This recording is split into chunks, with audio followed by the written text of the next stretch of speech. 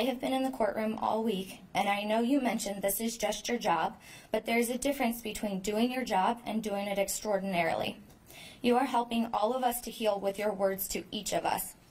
Once again, one thing I realized this week is it is okay if I didn't include all of my feelings into this statement I've written, because all of these strong women have spoken them at some point this week, and you are helping all of us, even the people who aren't here, begin to heal.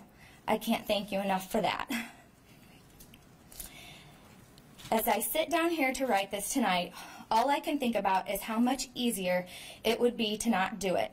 To keep living my life like none of this ever happened, just like I did for 5 years between my senior year of college and September 13, 2016.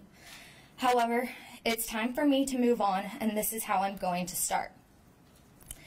I fell in love with the sport of gymnastics when I was 3 and competed until I was 22.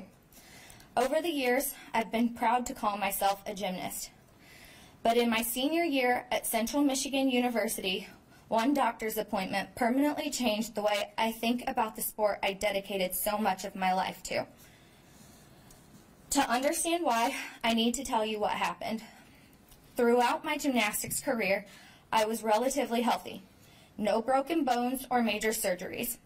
That changed my freshman year of college when I tore my ACL.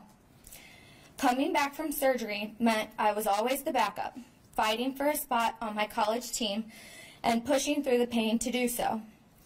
After my knee surgery, I began having severe muscle spasms and lower back pain. After 4 years, my last opportunity to compete was senior night, our last home meet of the season. Since I had tried everything else to help my back pain, and since Mr. Nassar was so close to CMU, many people suggested I go see him. One of my teammates was seeing him for another injury, and she called to ask if I could tag along to her appointment. Nassar agreed. My first appointment with Mr. Nassar went really well. I felt so lucky that the same man working with the Olympians made time for me. When I arrived that day, he knew exactly who I was. He knew the gymnastics club I attended, that I hadn't really competed in college, and why. He made me feel just as important as anyone else. Even better, his x-ray and assessment gave me a clear diagnosis. I was so glad to finally be able to tell my coaches and teammates why I was in so much pain that I carried around my medical records and x-rays from my visit. It was what happened at the next appointment that I never saw coming. It was gymnastics season, so my schedule was crazy, but Nassar's office was nice enough to fit me in at the end of the day.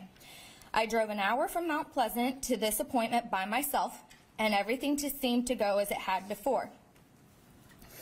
It wasn't until one of the office staff members entered the exam room to tell Nassar she was leaving for the evening that I thought, that's odd. I wonder if all his staff let him know when they have to leave. It wasn't until later that I realized this meant I was completely alone in the office with him. I wish I would have realized sooner. Not long after, Nassar informed me there were other things he could do to make the myofascial release and massage he was performing on my upper legs less painful. He told me it was a little invasive.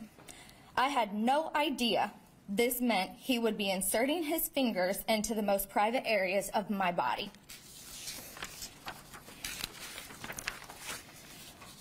My head was spinning. Is this supposed to be happening? I thought, something isn't right. Can I get an infection from this? I guess not. He has to know what he's doing. He's a doctor. When the appointment was over, he asked if I was feeling better. I wasn't sure how to answer because I wasn't sure what had just happened. I went to exit back towards the lobby where I had entered. All of the lights in the entire office were off, and he said, "You can just go out this side door." I remember walking down a back stairwell, feeling mortified and dirty. I called my mom while I walked to the car, and just as I usually do when I'm walking alone after dark, I told her about the appointment, and right away she knew something didn't sound right. But I defended him. He explained why he was doing it. I don't want to talk about it. We fought as I drove. When I got back to campus, I asked a teammate if Larry, as she called him, had ever done anything similar to her. She said he wasn't a bit shy and had to do the same thing to her for another type of injury. I was able to convince myself what happened was a legitimate medical treatment. I never told anyone else. But the feeling of wrongdoing haunted my mom. 5 years later, in January of 2016, she shared what happened with who I consider to be my second parents, my club gymnastics coaches. Suddenly, a new set of hard conversations began. Once again, I defended Mr. Nassar and rationalized what happened. I was now newly engaged and had to tell my soon-to-be husband what was going on.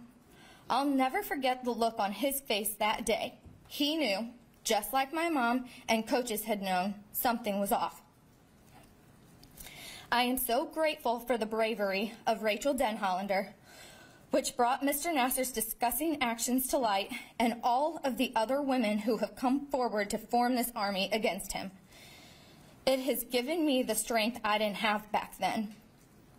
Although it was only a day or two before I spoke to the police after Rachel's interview, the guilt that I didn't say something years earlier will never go away. I was older. I should have trusted my gut. But then I think back to all the conversations I had once everything initially came out, and I know why I was so afraid. Even when there were so many people making accusations, many still defended his actions. There was a different skeptical tone in the voices of people within the gymnastics community when I told them what happened. The year and 4 months since the defendant's arrest have been some of the happiest and toughest days of my life. On September 13, 2016, I was just 2 months into a brand new job with all new coworkers. Can you imagine being surrounded by people you barely know, coming to the realization that you were sexually assaulted and manipulated? Walking around your new office puffy-eyed with everyone asking if you're okay? Having to tell your brand new boss why you were an emotional wreck because you're staring at the computer with your mind in flashbacks a million miles away. How every time something small gets brought up, you feel consumed, remembering all of the details and overcome with feelings. Can you imagine planning your wedding and being nervous to share your hometown with your future in-laws, only to have them ask during the trip, "Have you seen all the stuff about that doctor on the news? Do you think he did it?" Because they're just trying to make conversation with you, not knowing that you know he did.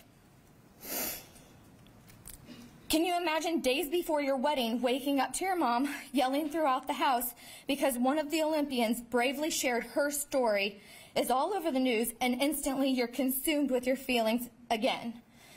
Can you imagine preparing to leave for your honeymoon only to get a call telling you that while you're out of town, the man that violated you will plead guilty but won't be prosecuted for what he did to you? These have been some of the highs and lows in my life over the past year and 4 months. I have so many more wonderful things to come in my life, and this ends the defendant's cloud over them. Today, I ask that for the rest of Larry Nassar's life, by receiving the maximum sentence possible, he thinks about how he changed all of ours. Because I'm not pretending it didn't happen anymore. I'm just moving past it. Thank you. And you just took a huge step to move past it. You are strong. You're not afraid anymore. And I love your comments about Rachel, because it just takes one voice to reveal crime of any kind. And you all stand united saying no more, and not just against this defendant, but for all women. And that's one of the reasons I appreciate your comments thanking me and all of those, but I'm hoping that other judges allow extra victims, because you are not, as you say, There's not going to be a prosecution in your case, but ultimately it's a global resolution, and you matter. You and all the other voices matter, and that's why I'm allowing it, and I'm hoping that this will become normal. I have to say, it's normal in my courtroom, not just on this case. I think people think it's just on this case, but if you sat in my courtroom, I always allow victims, their families, to talk. And by the way, I do the same for defendants, because that's important too. Mm-hmm. The families of defendants get affected. Yeah. And of course, defendant will have an opportunity to speak. I don't know if he will. But it's really important that word spread about all types of crimes, but especially those against minors. So you are part of this strong army, as you've all called yourselves. I think you're all superheroes, with Rachel being your leader. But you're not afraid. You're one very strong voice, and you're also individual voices who go out there in the world and will continue to speak. You don't have anything to be ashamed or afraid of or to cry about anymore. Leave it all here and go out and be happy, because that's what you want and that's what you deserve. So thank you so much for being here. Thank you.